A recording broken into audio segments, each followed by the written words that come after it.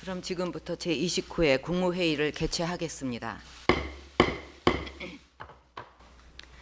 최근 국내외적인 어려움으로 소비와 또 서비스업이 크게 위축되는 모습을 보이고 있습니다. 앞으로 그렉시트 문제를 비롯한 대내외의 불확실성으로 경제 심리가 위축되는 그런 부정적인 영향이 지속될 우려가 있습니다. 그리스의 국민 투표로 국제 금융시장의 불확실성이 확대되고 있고 세계 금융시장과 실물 경제에 악영향을 미치면서 우리 경제 역시 당분간 부정적 영향을 받을 것으로 예상이 됩니다. 관계 부처들은 유기적인 협조를 통해서 이런 대외 불안이 우리 경제에 미치는 부정적 영향을 면밀하게 모니터링하고 이미 마련된 비상계획에 따라서 선제적으로 대응해서 우리 경제에 미치는 영향이 최소화되도록 적극 조치하기를 바랍니다. 이런 위기 상황에 대응해서 메르스와 가뭄으로 피해를 입은 우리 국민들께 신속히 지원을 해드리려면 추가 경정 예산을 포함한 22조 원 규모의 재정 보강 방안을 한시바삐 추진해야만 합니다. 추경이 조속한 시일 내에 통과할 수 있도록 관계부처 모두 국회 심의에 적극 협조하고 통과 즉시 바로 집행이 될 수 있도록 행정부 내부 준비에도 만전을 기하기를 바랍니다. 어제 약 2년 동안 묶여있던 클라우드 펀딩법과 기타 법안들이 어렵게 통과가 되었습니다. 하지만 클라우드 펀딩법은 앞으로도 시행까지 6개월이 더 걸리기 때문에 우리 경제에 체감을 가져오기에는 시간이 걸릴 것입니다. 국무위원들께서는 그 후속 조치를 잘해 주시기를 바라고 또 국민들이 이 어려움을 극복할 수 있도록 아직 국회에 머물고 있는 경제 활성화법과 추경 예산이 조속히 통과될 수 있도록 최선을 다해 주시기를 바랍니다. 또 국회 심의를 필요로 하지 않는 기금 운용 계획 변경 등은 조속히 집행될 수 있도록 추진하기를 바랍니다. 최근에 저유가와 중동 정세 불안, 글로벌 경기 침체 등으로 금년 상반기 해외 건설 수주액이 전년 대비 32% 감소를 했습니다. 하반기 수주 회복을 위해서 우선 지난 3월에 발표한 순방 성과 확산 방안의 추진 상황을 점검하고 입찰이 지연 중인 해외 사업들의 진행 상황을 모니터링하면서 필요한 경우 수주 지원단을 적기에 파견할 필요도 있겠습니다. 또 제로 에너지 빌딩이라든가 스마트 시티 등 첨단 분야 진출 확대를 비롯해서 중앙아시아와 중남미 등으로의 진출 시장 다변화, 금융 지원과의 패키지 진출 같은 이런 근본 대책들을 마련하기를 바랍니다. 또 메르스 사태로 인한 연관 분야의 피해를 극복하도록 관계부처는 병의원과 전통시장, 관광업체 등의 피해 업종 지원이 적기에 이루어질 수 있도록 최선을 다하고 각 부처와 지자체들이 계획 중인 회의나 행사도 정상적으로 추진해 주기를 바랍니다. 특히 여름 휴가철에 우리 관광업계가 다시 일어설 수 있도록 공공기관과 기업들이 기왕이면 국내에서 휴가를 즐기면서 지역의 특산물도 구입하고 전통시장도 적극 이용해 주시기를 바랍니다.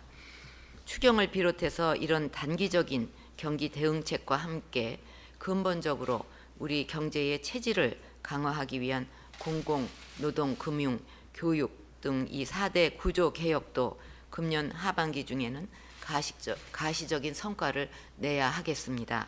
이와 관련해서 지난 6월 말부터 제가 직접 24개 핵심 개혁 과제 추진 상황을 점검해 오고 있습니다.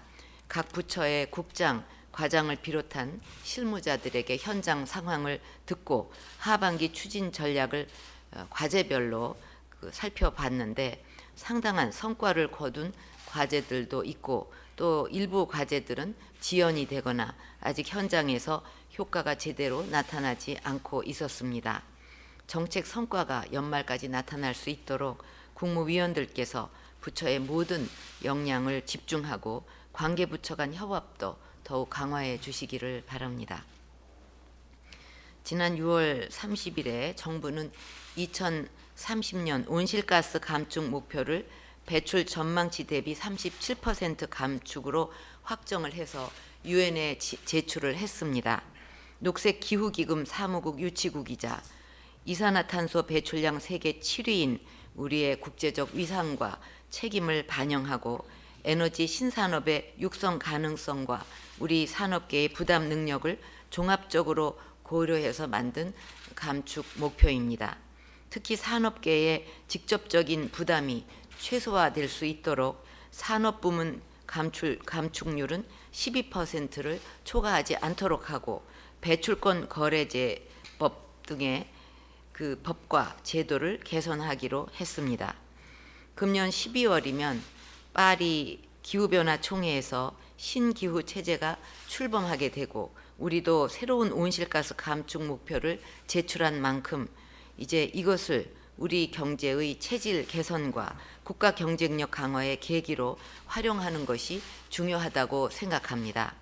저는 에너지 신산업을 우리 경제의 새로운 성장 동력으로 만들어야 하고 또 만들 수 있다고 생각합니다. 우리는 이미 ICT와 태양광, 건축 분야 등에서 세계적인 수준의 기술을 보유하고 있습니다. 이런 우리의 강점을 기존의 에너지 관련 기술에 적극적으로 접목해 나갈 필요가 있습니다. 앞으로 정부는 친환경 자동차라든가 에너지 저장 장치, 탄소 포집, 저장 기술 개발, 제로 에너지 빌딩, 친환경 에너지 타운 등 에너지 신산업을 적극 육성해서 온실가스도 줄이고 경제 활성화와 일자리 창출의 기회로 만들어 나갈 것입니다. 산업부와 관계부처는 세계 시장의 흐름과 우리 강점 기술, 기업 수요 등을 세심하게 반영을 해서 에너지 신산업, 신기술 육성 전략을 수립해 주기를 바랍니다. 그동안 여러 차례 강조를 했습니다만 지금과 같이 경직되고 낡은 노동시장 구조로는 절박한 과제인 청년 일자리 문제를 해결할 수가 없습니다. 이 노동시장의 경쟁력은 다른 부분은 그래도 세계에서 우리가 많이 이렇게 순위가 올라가 있는데 이 부분은 거의 꼴찌에 가깝습니다. 그 정도로 시대 흐름에 너무나 뒤처져 있는 것이 지금 노동시장 구조입니다. 최근 산업 현장에서 임금 피크제 도입을 둘러싸고 노사 갈등을 비롯해서 여러 어려움이 있는 것으로 압니다만 고용노동부 조사를 보면 이미 30대 그룹 주요 계열사의 47%가 임금 피크제를 도입했습니다. 노사가 머리를 맞대고 지혜를 모으면 충분히 노동시장을 개혁할 수 있다는 것을 입증하는 결과입니다. 노동시장 격차 해소, 유연성 제고를 비롯한 노동시장 개혁은 우리 경제의 지속적인 성장을 위한 필수 생존 전략이라고까지 말할 수가 있습니다.